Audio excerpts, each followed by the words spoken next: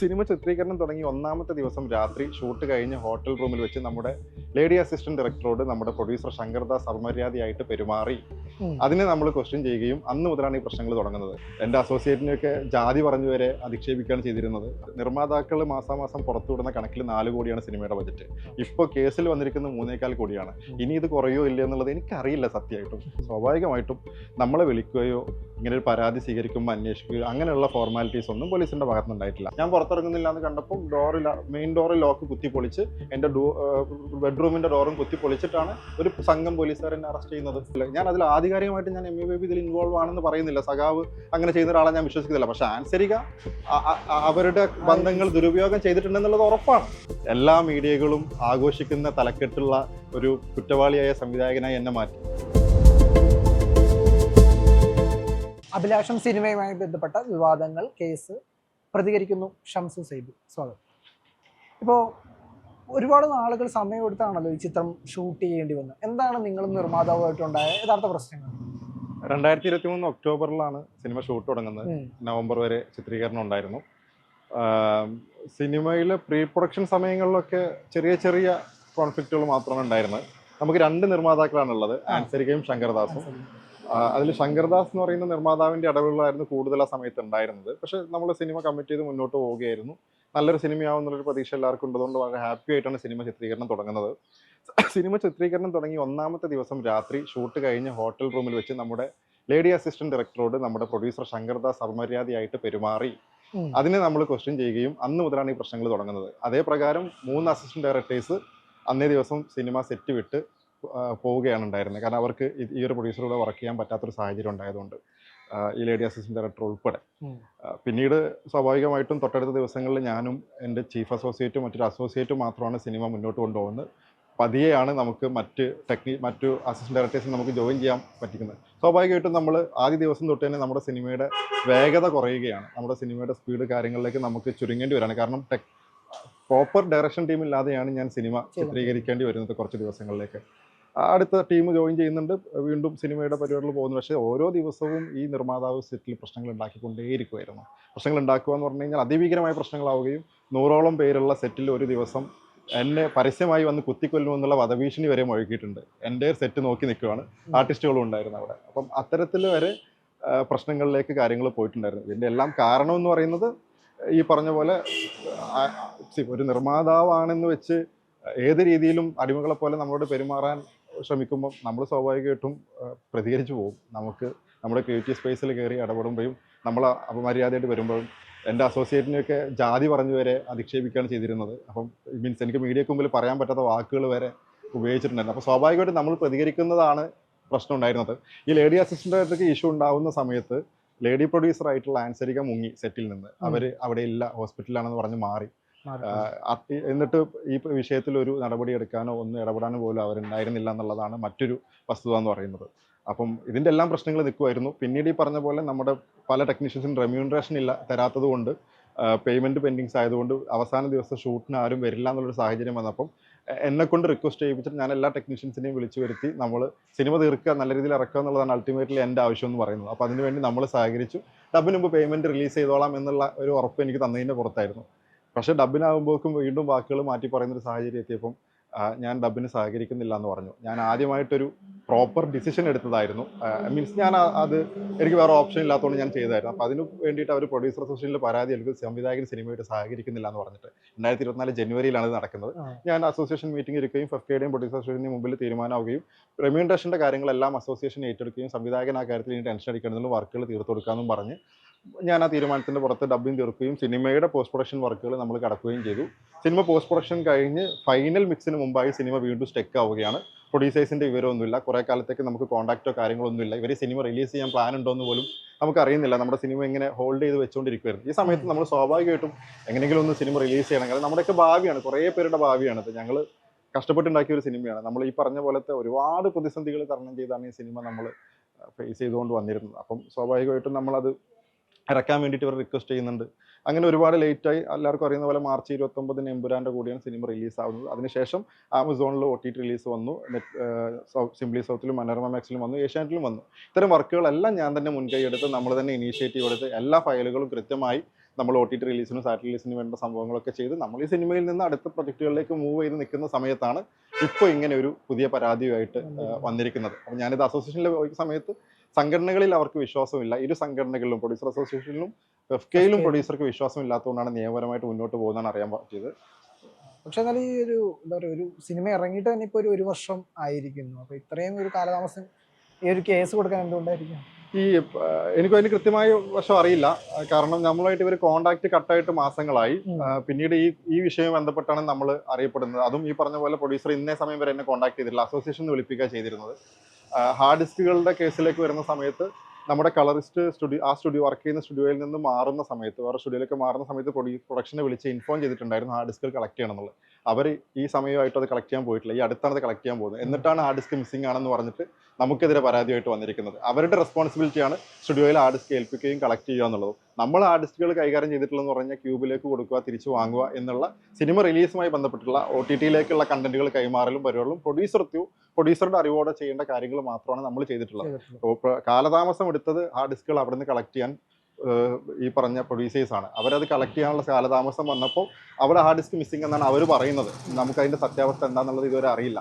അത് ഈ പറഞ്ഞ പോലെ ഇത്രയും പേരുടെ പേയ്മെന്റ്സ് കൊടുക്കാനുള്ളതാവാം. ഈ സിനിമ നഷ്ടമാണെന്ന് വരുത്തി തീർത്തുകൊണ്ട് ഇവർക്ക് എന്തെങ്കിലും മറ്റു കാരണങ്ങൾ ഉണ്ടാവാം എന്നൊക്കെയാണ് എനിക്ക് തോന്നുന്ന കാര്യങ്ങൾ. ഈ നിർമ്മാതാവ് പരാതിയിൽ പറഞ്ഞ വേറൊരു പ്രധാനപ്പെട്ട ആരോപണം 97 ലക്ഷത്തോളം വരുന്ന സാമ്പത്തിക നഷ്ടം, അതായത് ടോട്ടലി ഒരു 4 കോടിയുടെ നഷ്ടം പല രീതിയിൽ ഉണ്ടായിട്ടുണ്ടെന്നാണ്. അത് ഈ പറഞ്ഞ പോലെ ഈ തർക്കവുമായി ബന്ധപ്പെട്ട് ഈ പ്രൊഡ്യൂസർ അസോസിയേഷനിൽ 2024 ജനുവരിയിൽ തർക്കം ഉണ്ടാവുന്ന സമയത്ത് പോസ്റ്റ് പ്രൊഡക്ഷൻ തീരുന്നതിന് മുമ്പ് ഇവർ ഈ സിനിമയ്ക്ക് അവകാശപ്പെട്ടത് 5.5 കോടി ചെലവായി എന്നുള്ളതാണ്. അത് പറഞ്ഞിട്ടാണ് എന്നെ സമ്മർദ്ദത്തിലാക്കിയതെന്ന്. 2.5 കോടി പറഞ്ഞിട്ട് 5.5 കോടിയായി, നിങ്ങൾ എന്ത് പണിയാണ് കാണിക്കുന്നത്?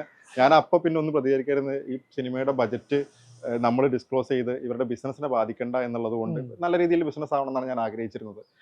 അങ്ങനെയാണ് നമ്മൾ അന്ന് 5.5 കോടിയാണ് പറഞ്ഞത്. നിർമ്മാതാക്കൾ മാസാമാസം പുറത്തുവിടുന്ന കണക്കിൽ 4 കോടിയാണ് സിനിമയുടെ ബജറ്റ്. ഇപ്പോൾ കേസിൽ വന്നിരിക്കുന്ന 3.25 കോടിയാണ്. ഇനി ഇത് കുറയോ ഇല്ല എന്നുള്ളത് എനിക്കറിയില്ല സത്യമായിട്ടും. വളരെ ലിമിറ്റഡ് ലൊക്കേഷൻസിൽ 1000-2000 രൂപയൊക്കെ വരുന്ന ലൊക്കേഷൻസുകളാണ് നമ്മൾ ഷൂട്ട് ചെയ്തിരുന്നത്. ഈ സിനിമയിൽ ഏറ്റവും കൂടുതൽ പ്രതിഫലം വാങ്ങിയിട്ടുള്ള നടൻ സൈജു കുറുപ്പാണ്. ബാക്കി ഒരുവിധം സൈജു കുറുപ്പ്, അർജുന അശോകനും കഴിഞ്ഞ ഒരുവിധം താരങ്ങളുടെ എല്ലാം പ്രതിഫലം ചെറിയ പേയ്മെന്റുകളാണ്. 10,000 അങ്ങനെയൊക്കെയുള്ള പേയ്മെന്റുകൾ വാങ്ങുന്ന താരങ്ങളാണ് ഉള്ളത്. ഒരുപാട് ബജറ്റ് ഇറങ്ങിയിട്ടുള്ള സിനിമയല്ല, ബജറ്റ് ഫ്രണ്ട്ലി ആയിട്ടാണ് ഷൂട്ട് ചെയ്തിട്ടുള്ളത്. എൻ്റെ ഒരു അസംഷനിൽ ഈ സിനിമയ്ക്ക് ഏറ്റവും കൂടുതൽ ചിലവായിട്ടുള്ള ലൊക്കേഷൻ റെന്റ് ഇപ്പം റെയിൽവേ പ്ലാറ്റ്ഫോമിന് ചിലവായിട്ടുള്ള 25,000 രൂപയായിരിക്കാം. മറ്റു ലൊക്കേഷൻസിനൊക്കെ 1,000-2,000 ഒക്കെ വരുന്ന അങ്ങനത്തെ റൂറൽ ഏരിയയിലാണ് സിനിമ ഷൂട്ട് ചെയ്തിട്ടുണ്ടായിരുന്നത്. ഈ പറഞ്ഞ പോലെ ഒരു ക്യാമറ ഉപയോഗിച്ച് വളരെ സ്പീഡിലാണ് സിനിമ ഷൂട്ട് ചെയ്തുകൊണ്ടിരുന്നത്. പക്ഷേ സിനിമയ്ക്ക് സ്വാഭാവികമായിട്ടുള്ള കാലതാമസങ്ങൾ, സിനിമയുടെ ഡേയ്സ് കുറച്ച് കൂടുന്നതിലേക്കുള്ള സാഹചര്യങ്ങൾ ഉണ്ടായിട്ടുണ്ട്. കാരണം സിനിമയിൽ സെറ്റിലും വൈറൽ ഫീവർ ഉണ്ടായിട്ടുണ്ടായിരുന്നു. ആർട്ടിസ്റ്റുകൾ, സൈജാട്ടിന് അടക്കമുള്ള ആർട്ടിസ്റ്റുകൾക്ക് പനി പിടിച്ച് കിടപ്പായിട്ടുണ്ടായിരുന്നു. ഞാൻ പനി പിടിച്ചിട്ടാണ് ഷൂട്ട് ചെയ്തുകൊണ്ടിരുന്നത്. ഞാനൊക്കെ ഒരുവിധം എല്ലാ ടെക്നീഷ്യൻസും സിനിമയിൽ ഓഫ് എടുത്തിട്ടുണ്ടായിരുന്നു. ഈ അസിസ്റ്റന്റ് ഡയറക്ടർ പോയത് പ്രകാരം സ്വാഭാവികമായിട്ട് സിനിമയ്ക്ക് ഒരു വേഗത കുറവുണ്ടായിട്ടുണ്ട്. എല്ലാ ദിവസങ്ങളിലും റിപ്പോർട്ട് ചെക്ക് ചെയ്താൽ അറിയാം, മിക്ക ദിവസങ്ങളിലും ഉച്ചയ്ക്ക് ശേഷം മഴ പെയ്തിട്ടുണ്ട്. അതല്ലാതെ ഈ പ്രൊഡ്യൂസർ ഉണ്ടാക്കുന്ന ബുദ്ധിമുട്ടുകൾ വേറെ ഉണ്ടായിട്ടുണ്ട്. പ്രശ്നങ്ങൾ പരിഹരിച്ച് വരാൻ ഞങ്ങൾ സെറ്റിൽ രാവിലെ എത്തിക്കഴിഞ്ഞാൽ അന്ന് ജൂനിയേഴ്സ് വന്നിട്ടുണ്ടാവില്ല. നമുക്കൊരു ഗെറ്റ് ടുഗദർ സീൻ ഷൂട്ട് ചെയ്യുന്ന സമയത്ത് ആ സീൻ പരിശോധിച്ചാൽ അറിയാം, അതിൽ ജൂനിയേഴ്സിനെ നമുക്ക് പ്രൊവൈഡ് ചെയ്തില്ല. 3-4 ജൂനിയേഴ്സിനെ പ്രൊവൈഡ് ചെയ്തത്. ബാക്കി ജൂനിയേഴ്സൊക്കെ ഞങ്ങൾ റോട്ടിൽ ഇറങ്ങിയിട്ട് നാട്ടുകാരെ അസംബിൾ ചെയ്തിട്ട് കൊണ്ടുവന്ന് ഇരുത്തിയ സ്വാഭാവികമായിട്ട് 2 മണിക്കൂർ ആ സമയം പോവുകയാണ്. ഇതൊക്കെ നിർമ്മാതാവ് ഒപ്പിച്ചു വെച്ചുകൊണ്ട് ഞങ്ങൾക്ക് ചെയ്യേണ്ടി വന്നതാണ്. ഞങ്ങൾ അവിടെ സിനിമ ചെയ്യാതിരിക്കുകയല്ല ചെയ്തത്, ഞങ്ങൾ എങ്ങനെയും നടത്തിക്കൊണ്ട് പോവുകയാണ് ചെയ്തത്. ഇപ്പൊ ഇങ്ങനെയുള്ള പല കാരണങ്ങൾ കൊണ്ട് സിനിമയ്ക്ക് ബജറ്റ് കയറിയിട്ടുണ്ടാവാം. അതിലും ഇപ്പൊ എത്ര രൂപയുടെ മാറ്റമാണ് വന്നിട്ടുള്ളതിനെ പറ്റി അറിയില്ല. ഇതിന്റെ മൊത്തം ഫിനാൻസ് ഹാൻഡിൽ ചെയ്തിരിക്കുന്നത് പ്രൊഡ്യൂസേഴ്സാണ്. പ്രൊഡ്യൂസറും കൺട്രോളേഴ്സുമാണ് ഇതിന്റെ മൊത്തം കംപ്ലീറ്റ് ഫിനാൻസ് ഹാൻഡിൽ ചെയ്തിരിക്കുന്നത്. എത്ര രൂപ ചെലവായിരുന്നോ, എത്ര രൂപ കളക്ട് ചെയ്തെന്നോ, എത്ര രൂപയ്ക്കാണ് ബിസിനസ് നടന്നോ എന്നുള്ളത് നമ്മളുടെ അവെയർ അല്ല. കാരണം ഇതൊക്കെ അറിഞ്ഞു കഴിഞ്ഞാൽ ഞങ്ങൾക്ക് പേയ്മെന്റ് തരേണ്ടി വരും. ഇപ്പോൾ ഫോർ എക്സാമ്പിൾ OTTയിൽ ഭയങ്കരമായിട്ടുള്ള അഭിപ്രായം വന്ന സമയത്ത് നമ്മുടെ സക്സസ് സെലിബ്രേഷൻ നടത്തിയാലോ എന്ന് പറഞ്ഞ പോലീസിനെ അപ്രോച്ച് ചെയ്തപ്പോൾ തൊട്ടാണ് പിന്നെ ഇവർ നമ്മുടെ കോൺടാക്ട് ഇല്ലാതിരുന്നത്. സക്സസ് സെലിബ്രേഷൻ നടത്തേണ്ടി വന്നു കഴിഞ്ഞാൽ സ്വാഭാവികമായിട്ട് പൈസ കൊടുക്കേണ്ടി വരും എന്നുള്ളതായിരിക്കും ഇവർ ചിന്തിച്ചിട്ടുണ്ടാവാം. അതാണ് ഇതിലൊരു. ഇപ്പോൾ കഴിഞ്ഞ ദിവസം നടന്ന പോലീസ് നടപടിയുടെ വിഷ്വൽസ് ഒക്കെ വന്നിട്ടുണ്ടായിരുന്നു. എന്താ പറയുക, 2 സിനിമകൾ സംവിധാനം ചെയ്ത ഒരു ഡയറക്ടർ, ഒരു പിടികിട്ടാപ്പള്ളിയെ പോലെയാണ് പോലീസ് പിടിച്ചത്. എന്തായിരിക്കും പോലീസിനെ അതിന് പ്രേരിപ്പിച്ച ഒരു ഘടകം? എനിക്കറിയില്ല. ഫെബ്രുവരി 4-നാണ് ന്യൂസിലൂടെയാണ് ഞാൻ ഇങ്ങനെ ഒരു FIR രേഖപ്പെടുത്തി FIR ഇട്ടിട്ടുണ്ട് 6ഓളം പ്രതികൾക്കെതിരെ എന്നുള്ളത് ഞാൻ അറിയുന്നത്. സ്വാഭാവികമായിട്ടും നമ്മളെ വിളിക്കുകയോ ഇങ്ങനെ ഒരു പരാതി സ്വീകരിക്കുമ്പോൾ അന്വേഷിക്കുകയോ അങ്ങനെയുള്ള ഫോർമാലിറ്റീസ് ഒന്നും പോലീസിൻ്റെ ഭാഗത്തുനിന്നുണ്ടായിട്ടില്ല. എനിക്ക് അങ്ങനെ ഒരു കോൾ വന്നിട്ടില്ല, ഞങ്ങൾക്ക് ആർക്കും വന്നിട്ടില്ല. ഞങ്ങൾ സ്വാഭാവികമായിട്ടും ഒരു പ്രിക്കോഷൻ എന്ന രീതിയിൽ ഞാനിത് FEFCയിൽ ഇൻഫോം ചെയ്തപ്പോൾ എന്നോട് FEFCയിൽ നിന്ന് അഭിപ്രായപ്പെട്ടത് ഒരു ആൻറ്റിസിപ്പേറ്ററി ബെയിൽ എടുത്തോളൂ, നിയമപരമായിട്ട് മുന്നോട്ട് പൊക്കോളൂ. കാരണം നമ്മൾ പ്രൊഡ്യൂസർ വിളിച്ചപ്പോൾ പ്രൊഡ്യൂസർ നിയമപരമായിട്ട് പോവുകയാണെന്ന് അപ്പോഴാണ് നമ്മൾ അറിയുന്നത്, ഇങ്ങനെ ഒരു പരാതി പോലും അറിയുന്നത്. നമ്മൾ ആൻറ്റിസിപ്പേറ്ററി ബെയിലിന് മൂവ് ചെയ്ത് ഈ 18-ാം തീയതി, അതായത് കഴിഞ്ഞ ദിവസം, ഈ ജാമ്യം കിട്ടുന്നൊരു സാഹചര്യം നിലനിൽക്കെ, അതായത് നമ്മുടെ കൂടെയുള്ള മറ്റുള്ളവർക്കൊക്കെ ജാമ്യം കിട്ടി. ജാമ്യം നിലനിൽക്കെ 15-ാം തീയതി വൈകുന്നേരമാണ് എന്നെ ആദ്യമായിട്ട് തൃപ്പൂണിത്തുറ ഹിൽപാല സ്റ്റേഷനിൽ നിന്ന് വിളിക്കുന്നത്. ഞാൻ അപ്പോൾ ഒരു ലൊക്കേഷനിലേക്ക് ഷൂട്ടിൻ്റെ ആവശ്യത്തിന് പോകുമായിരുന്നു. ഞാനത് കൃത്യമായിട്ട് വിളിച്ച് പറയുകയും ചെയ്തു, ഞാൻ ഷൂട്ടിന് പോവുകയാണ്, നാളെ ഷൂട്ട് കഴിഞ്ഞ് എന്തായാലും രാത്രിയാവും, ലേറ്റ് ആവും, തിരിച്ചെത്തിയിട്ട് ഞാൻ സാറിനെ വിളിച്ചിട്ട് ഞാൻ സ്റ്റേഷനിലേക്ക് വരാം എന്ന് പറഞ്ഞിട്ടാണ് ഞാൻ ആ കോൺവെർസേഷൻ വളരെ പോസിറ്റീവായിട്ട്, വളരെ മനോഹരമായിട്ട് ഞാൻ വരാമെന്നാണ് പറഞ്ഞുകൊണ്ടിരുന്നത്. ഞാൻ സഹകരിക്കാമെന്ന രീതിയിൽ തന്നെ പറഞ്ഞു. എന്നെ വിളിച്ചത് 2 ദിവസം ബെയിൽ കിട്ടുന്ന 2 ദിവസം മുമ്പാണ്. സ്വാഭാവികമായിട്ടും പിറ്റേ ദിവസം ഞാൻ കാണുന്നത് എൻ്റെ ഫ്ലാറ്റിലേക്ക് പോലീസ് വന്ന് തുരുതുരാ വാതിൽ പൊട്ടുന്നതും അറസ്റ്റ് ചെയ്യാനുള്ള ശ്രമം നടത്തുന്നതായിരുന്നു. എൻ്റെ മുമ്പിൽ വേറെ ഓപ്ഷൻ ഇല്ല. ഞാൻ വക്കീലുമായിട്ട് സംസാരിക്കുന്ന സമയത്ത് നാളെ നമുക്ക് ജാമ്യം കിട്ടുമല്ലോ, നീ എന്തിനാ ഇപ്പോൾ ഇന്ന് അറസ്റ്റിന് നിന്ന് കൊടുക്കേണ്ട ആവശ്യം എന്നുള്ളതാണ് എനിക്ക് കിട്ടുന്ന നിയമോപദേശം. ഞാൻ ഇങ്ങനത്തെ ഒരു കേസിലൊക്കെ പെടുന്നത് ആദ്യമായിട്ടാണ്. എനിക്ക് വക്കീൽ പറയുന്നത് കേൾക്കാൻ പറ്റുള്ളൂ. വേറെ ഇതിനെപ്പോഴും എനിക്ക് സിനിമാറ്റിക്കായിട്ട് 8-ാം നിലയിൽ എടുത്ത് ചാടാനൊന്നും ഞാൻ പഠിച്ചിട്ടില്ല. ഞാൻ സ്വാഭാവികമായിട്ട് ഞാൻ എന്ത് ചെയ്തു, എൻ്റെ റൂമിൽ കയറി വാതിലടച്ച് ഞാൻ ഇരുന്നു. ഞാൻ പുറത്തിറങ്ങുന്നില്ല എന്ന് കണ്ടപ്പോൾ മെയിൻ ഡോറിൽ ലോക്ക് കുത്തിപ്പൊളിച്ച് എൻ്റെ ബെഡ്റൂമിന്റെ ഡോറും കുത്തിപ്പൊളിച്ചിട്ടാണ് ഒരു സംഘം പോലീസുകാർ എന്നെ അറസ്റ്റ് ചെയ്യുന്നത്. സി അടക്കമുള്ള ആൾക്കാർ എന്നെ അറസ്റ്റ് ചെയ്തു. താങ്കൾ ഇതിന് ശേഷം ജാമ്യത്തിറങ്ങിയ ശേഷം പറയുന്ന പലർക്കും റെസ്പോൺസ് കൊടുക്കുന്നുണ്ടാവില്ല. അപ്പോൾ അതിൽ പറയുന്നുണ്ടായിരുന്നു MA ബേബിയുടെ മകന്റെ ഭാര്യ സഹോദരിയാണ് നിർമ്മാതാവ്. അപ്പോൾ അതിന് രാഷ്ട്രീയ പ്രേരിതമാണോ എന്നുള്ള ഒരു സംശയം. രാഷ്ട്രീയ പ്രേരിതമാണെന്നുള്ള എൻ്റെ സംശയത്തിന്റെ കാരണം എന്ന് പറഞ്ഞു കഴിഞ്ഞാൽ, ഈ പറഞ്ഞ പോലീസ് വളയുന്ന സമയത്ത് സ്വാഭാവികമായിട്ടും ഞാൻ ഇങ്ങനൊരു ഇതിൽ നിൽക്കുമ്പോൾ ഞാൻ എൻ്റെ രീതിയിലുള്ള പ്രിക്കോഷൻ എടുക്കാൻ നോക്കും. ഞാനൊരു സാധാരണ ഇന്ത്യൻ പൗരനാണ്. എന്നെ അറസ്റ്റ് ചെയ്യാൻ വേണ്ടി വന്ന് നിൽക്കുന്ന സമയത്ത് ഞാൻ എൻ്റെ സുഹൃത്തുക്കളായിട്ടുള്ള പാർട്ടി വൈസ് ആയിട്ടുള്ള സുഹൃത്തുക്കളെ വിളിച്ചിട്ട് എന്തെങ്കിലും ചെയ്യാൻ പറ്റുമോ എന്ന് ചോദിക്കുന്ന സമയത്ത് എനിക്കറിയാൻ പറ്റിയത് നമ്മുടെ കയ്യിൽ ഇതൊന്നും നിൽക്കൂല. ഇത് വളരെ സ്ട്രോങ് ആയിട്ടുള്ള ഒരു ഇൻഫ്ലുവൻസ് പോലീസിനുണ്ട്. നിന്നെ ഇന്ന് ജാമ്യം നാളെ കിട്ടുന്നതിന് മുമ്പ് അറസ്റ്റ് ചെയ്തേ പറ്റൂ എന്നൊരു കമ്പൽസറി ഇൻഫർമേഷൻ, അവൻ എന്തായാലും നിന്നെ അറസ്റ്റ് ചെയ്യും എന്നുള്ളത് എനിക്ക് കിട്ടുവാണ്. ഞാൻ എന്നെ പോലീസ് അറസ്റ്റ് ചെയ്ത് കഴിഞ്ഞ് ഞാൻ പോലീസിനോട് സഹകരിച്ചു. അറസ്റ്റിന് ശേഷം പോലീസുകാർ എന്നോട് വളരെ മാന്യമായിട്ടാണ് പെരുമാറിയിട്ടുള്ളത്. CI അടക്കമുള്ള ആൾക്കാർ എന്നെ ജാമ്യം കിട്ടും വരെ എന്നോട് വളരെ മാന്യമായിട്ട് പെരുമാറിയിട്ടുള്ളത്. ഞാൻ ആ കാര്യത്തിൽ ഞാൻ ഭയങ്കര സാറ്റിസ്ഫൈഡ് ആണ്. ബിക്കോസ് അവർക്ക് മനസ്സിലായിട്ടുണ്ടാവും എന്നാണ് ഞാൻ വിശ്വസിക്കുന്നത്. ഞാനൊരു പ്രശ്നക്കാരനല്ല.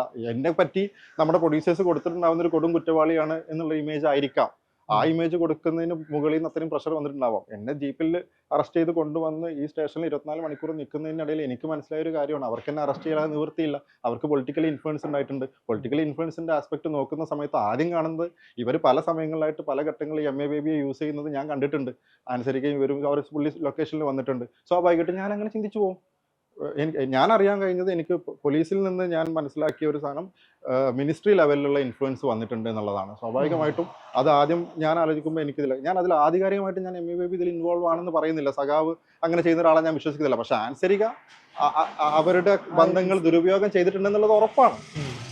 ഇപ്പോൾ ഇനിയിപ്പോൾ തുടർ നടപടികൾ എന്തായിരിക്കും? നിങ്ങളുടെ സ്റ്റാൻഡ് എന്താ? എന്തായാലും നനഞ്ഞു, ഇനിയിപ്പോൾ കുളിച്ച് കയറാന്നുള്ളതാണ്. എന്നെ ഇപ്പം 4 കോടിയുടെ തട്ടിപ്പുകാരനായിട്ട് ചിത്രീകരിച്ചു. ഞാൻ ഏറ്റവും കൂടുതൽ ഭയന്നിരുന്ന ഒരു അറസ്റ്റ് നടന്നു. എല്ലാ മീഡിയകളും ആഘോഷിക്കുന്ന തലക്കെട്ടുള്ള ഒരു കുറ്റവാളിയായ സംവിധായകനായി എന്നെ മാറ്റി. ഇനി പറഞ്ഞ നിയമത്തിൽ വിശ്വസിച്ച് മുന്നോട്ട് പോവുക, നിയമ നടപടിയായിട്ട് ഞാൻ മുന്നോട്ട് പോവാന്നുള്ളത്. പേയ്മെന്റിന്റെ കാര്യത്തിലൊക്കെ ഇനി ടെക്നീഷ്യൻസ് എല്ലാവരും ഈ പറഞ്ഞ വിഷയവുമായി ബന്ധപ്പെട്ട അറസ്റ്റോട് കൂടിയിട്ട് എല്ലാ ടെക്നീഷ്യൻസും അവരുടെ പേയ്മെന്റുകൾ വാങ്ങിച്ചെടുക്കാനുള്ള നടപടികളുമായിട്ട് ഇനി മുന്നോട്ട് പോകാൻ തന്നെയാണ് അവർ തീരുമാനിച്ചിരിക്കുന്നത്. കാരണം നമ്മളിതെല്ലാം ഒരു മൊമെന്റ് തൊട്ട് സിനിമയാണ് നമുക്ക് അൾട്ടിമേറ്റ്ലി വരുന്നത്. നല്ലൊരു സിനിമ ചെയ്യുക, അത് ആളുകളിലേക്ക് എത്തുക, അതിൻ്റെ അഭിപ്രായങ്ങൾ കിട്ടുക എന്നുള്ളതാണ്. എൻ്റെ ഭാവിയാണ് ഇനി എൻ്റെ കൺഫ്യൂഷൻ എന്ന് പറയുന്നത്. എൻ്റെ ഭാവി പ്രൊജക്റ്റുകൾ എന്തായിരിക്കും, ഞാൻ എത്രത്തോളം എൻ്റെ നിർമ്മാതാക്കളെ കൺവിൻസ് ചെയ്യേണ്ടി വരും, ഞാൻ എന്തും പറഞ്ഞ കൺവിൻസ് ചെയ്യുക. കാരണം ആദ്യം വരുന്ന ഈ കുറ്റവാളിയെ ചിത്രീകരിച്ച വാർത്തയാണല്ലോ വരിക. ഒരു തട്ടിപ്പുകാരൻ സംവിധായകനായിട്ട് തന്നെ ചിത്രീകരിക്കുക എന്നുള്ളതായിരുന്നു ഇവരുടെ ലക്ഷ്യം. ഇവർ ഈ സിനിമയുടെ ഉടനീളം പ്രശ്നങ്ങൾ ഉണ്ടാകുന്ന സമയത്ത് എൻ്റെ അസോസിയേറ്റ് ഡയറക്ടറെ ഫ്ലാറ്റിൽ വെച്ച്, പ്രൊഡ്യൂസറുടെ ഫ്ലാറ്റിൽ വെച്ച് പ്രൊഡ്യൂസർ ശങ്കർദാസ് മരത്തിൻ്റെ കസേര ഉപയോഗിച്ച് അടിച്ചിട്ടുണ്ട്. ഇത് നമ്മൾ കേസ് കൊടുത്തിട്ടില്ല. നമ്മളിതെല്ലാം സഹിച്ച് ക്ഷമിച്ച് ഞങ്ങളിപ്പോൾ മനസ്സിലാക്കുന്നത് ഞങ്ങൾ ചെയ്ത തെറ്റ്, ഈ പ്രശ്നങ്ങളൊന്നും ഞങ്ങൾ വാർത്തയാക്കി ഞങ്ങൾ ഈ സിനിമയ്ക്ക് വേണ്ടിയിട്ടാണ് ചെയ്തത്. ഈ സിനിമ ഇറങ്ങുമ്പോൾ അത് സഹിച്ചു നിന്നതാണ്. സിനിമ ഇറങ്ങി നമ്മൾ നമ്മുടെ കാര്യങ്ങളായിട്ട് മുന്നോട്ട് പോവുകയാണ്. ഇവർ വീണ്ടും ഉപദ്രവിക്കാൻ വരുവാണെങ്കിൽ നമുക്ക് ഇതുമായിട്ടൊക്കെ തിരിച്ച് മുന്നോട്ട് പോകേണ്ടി വരും. വേറെ ഒന്നും ചെയ്യാനില്ല. എനിക്ക് എൻ്റെ ഭാവിയെ പറ്റി ഒന്ന് ഇത് കാണുന്നവർക്ക് ആലോചിക്കില്ല, എൻ്റെ ഭാവി എന്തായിരിക്കും. ഞാൻ സിനിമ ചെയ്യാൻ വേണ്ടി മാത്രം കഷ്ടപ്പെട്ട് നിൽക്കുന്ന ഒരാളാണ്. ഞാനൊരു നല്ല സിനിമ ചെയ്യാനാണ് ശ്രമിച്ചിരുന്നത്. മാക്സിമം പ്രൊഡ്യൂസേഴ്സിനെ സപ്പോർട്ട് ചെയ്തിട്ടുണ്ടായിരുന്നു. എൻ്റെ ഡയറക്ടർക്ക് അവകാശപ്പെട്ടുള്ള റൂമിൽ എൻ്റെ അസോസിയേറ്റിന് വരെ ഞാൻ കൂടെ ഉണ്ടായിരുന്നു. ത്രൂ ഔട്ട് ഷൂട്ടിംഗ് ഡേയ്സിൽ എൻ്റെ അസോസിയേറ്റിനും കൂടെ ഞാൻ എൻ്റെ റൂം പ്രൊവൈഡ് ചെയ്തിട്ടുണ്ട്. അവിടെ പോലും ഞാൻ പൈസ സേവ് ചെയ്യാൻ കൊടുത്തിട്ടുള്ളത്. അങ്ങനെ നമ്മൾ അഡ്ജസ്റ്റ്മെന്റിൽ അത്രയും കാര്യങ്ങൾ ചെയ്തു കൊടുത്തിട്ടുള്ള ഒരു സിനിമയാണ്.